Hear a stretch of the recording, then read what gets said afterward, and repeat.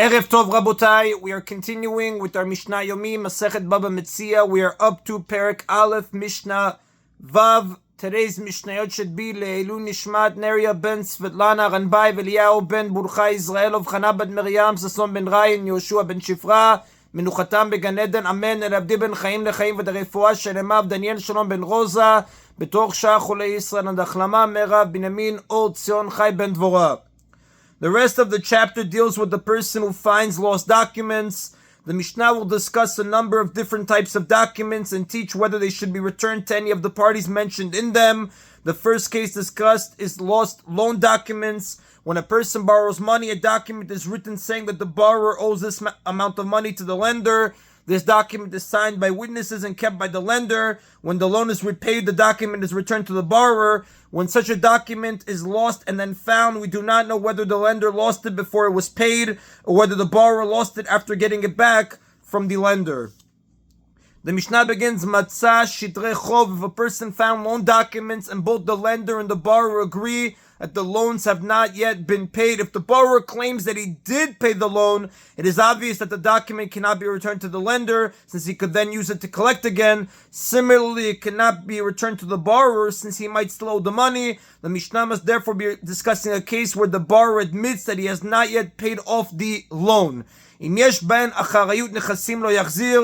the documents contain a lien on the property on land of the borrower, the finder should not return them to the lender. Now, a lien on the borrower's property allows the lender to collect that property if the borrower has no money to pay the debt, even if the property is later sold to someone else. However, this is only if the loan is recorded in a document, as it says in Bava chapter 10, Mishnah 8. And that's where the Mishnah says, if the documents contain a lien on the property, the land of the borrower, the finder should not return them to the lender. Shebedin ifrein man. This is because the court can collect the amount written in the document from the properties of the borrower that were later sold to someone else. We must therefore suspect that the borrower might be lying when he says that he still owes the money, so that the lender will be able to collect those properties from the buyers and then divide them with him. Now, meaning, we suspect that the borrower may really have paid the debt and gotten the document back from the lender and then lost it. When he realized that it was lost and had been found, he entered into a scheme with the lender to defraud the buyers by saying that he still owes the money, so that the lender should be able to collect illegally from the buyers. In exchange, the lender will give him back a portion of the illegally collected property. And the reason we suspect a fraud is that a lender is generally careful to guard his documents, since he needs them to collect his debts. Therefore, when the loan document is lost, it's more likely that the borrower lost it after paying off the loan and getting back the document. However, if the documents do not contain a lien on the property of the borrower, and the borrower admits that he still owes the money, then the finder should return them to the lender. Shen bedin ifrein man. This is because the court cannot collect such a debt from the properties that were sold by the borrower. Since there is no concern that the buyers will lose anything and the borrower admits that he did not pay, the document should be returned to the lender so that he can collect from the borrower's unsold property. Div Rabbi Meir, these are the words of Rabbi Meir. Now, because the lender may collect from whatever property a borrower has in his possession even without a lien, that is why Rabbi Meir says in this case, well, in the entire case, that if the documents do not contain a lien on the property of the borrower and the borrower admits that he still owes the money, then the finder should return them to the lender.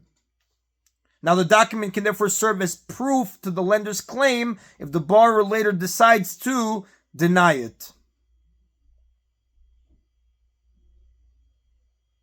But the sages disagree and they say, Ben kach u ben kach lo yachzir. In either case, whether the documents contain a lien or whether they do not, again, in either case, whether the documents contain a lien or whether they do not, the finder should not return them to the lender, because the court can collect the debt from the property sold by the borrower, even if the document does not mention a lien. According to the sages, every loan recorded in a document is assumed to include a lien on the borrower's property, even if the lien is not mentioned in the document, because the lender would not lend money unless he has a lien on the borrower's property. It is therefore assumed that both the lender and the borrower agreed to a lien, but the scribe forgot to write it, what we call acharayut taut sofer. And therefore, the sages say again that in either case, whether there's a lien or no lien recorded in the document, the finder should not return them to the lender. And the Rav does tell us, the halakha follows the opinion of the sages. And the Rav explains that that's regarding a document, that there's no mention of a lien, then the rabbis say there most probably is a lien and there was a mistake of the scribe. But if the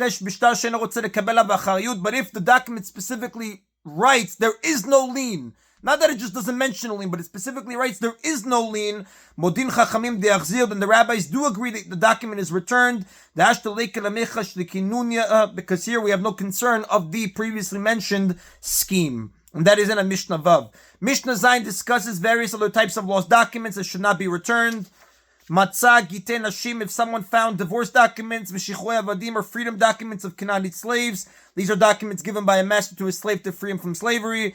Diatiki, or sickbed will dictated by a person, sickbed wills dictated by a person close to death. A person who is near death can give his property to another person with just a verbal declaration. The gift takes effect when he dies, but until then he can change his mind. The Mishnah refers to a document written to serve as proof of the gift by those who heard his declaration. Matana are gift documents given by healthy people. This refers to documents used to transfer a gift of land, which cannot simply be handed over. The shavrim are receipts that state that a borrower has repaid a loan. He should not return them to the people named in the documents, meaning he should not hand the divorce document to the wife, or give the freedom document to the slave, or the will or gift document to the people named as recipients, or give the receipt to the borrower. Shani Omer, because we suspect, literally because I say, but it means we suspect, Ketuvim hayu v'nimlach alem shol nitnam, that although these documents were originally written to be given to the people named in them, the writer changed his mind and decided not to give them, and he then lost them. So if the finder gives the documents to the people named in them, he would enable those people to misuse them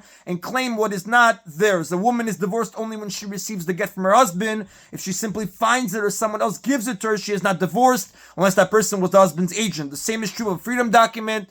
The slave is freed by it only if he receives it from his master. If he finds it or someone who is not the master's agent gives it to him, he is not freed by it. And similarly, gift documents are not effective in transferring the property unless they are given by the giver to the beneficiary of the gift. Since we do not know whether the husband or owner ever gave the document that was found, we cannot assume that the wife was divorced or the slave was freed or that the land was transferred. In the case of the will of someone close to death, it is his verbal declaration that transfers the property. The document is merely a record of what he said. Nevertheless, since he can cancel the gift at any point before he dies, we suspect that he may have done so and then lost the document, so that the will never took effect. In the case of the receipt, the concern is that the lender wrote the receipt to have ready to give to the borrower what he paid him, but the borrower did not end up paying, and the receipt can therefore not be returned to the borrower. Now, the Mishnah speaks of a case where the writer of the document claims that he lost it, and that he no longer wants to make the transaction, or the writer is unavailable, and we do not know whether he changed his mind. However, if the writer says that he still wants to go through with the transaction,